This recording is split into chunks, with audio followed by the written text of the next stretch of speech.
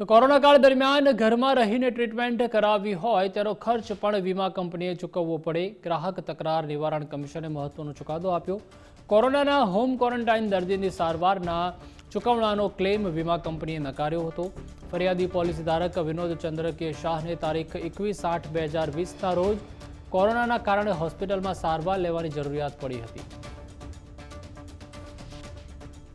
એ સમયે હોસ્પિટલમાં બેડ ખાલી ના મળતા ડોક્ટરની સલાહ સૂચનથી એ ઘરમાં રહીને એ હોમ ક્વોરન્ટાઇન થઈ ટ્રીટમેન્ટ કરેલ અને એમાં ખર્ચ એને 59,000 આશરે થયેલ છે.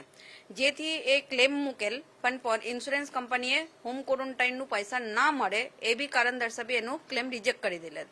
પછી એ અમદાવાદ જિલ્લા ગ્રાહક તકરાર નિવારણ કમિશનમાં ચેલેન્જ કરી અમે, અને ત્યાં ચેલેન્જ કરતા કોર્ટે નોંધ લીધેલ કે કોરોનામાં હોમ ક્વોરન્ટાઇન થઈને ટ્રીટમેન્ટ કરી હોય તોય પણ એને પોલિસી પ્રમાણે એનું રકમ આપવું પડશે અને એ પૂરેપૂરી ક્લેમ આપવા માટે ઇન્સ્યોરન્સ કંપની બંધાયેલા છે. જેથી એ બી એક મહત્વનો ચુકાદો આપીને ગ્રાહકને ન્યાય આપેલ છે.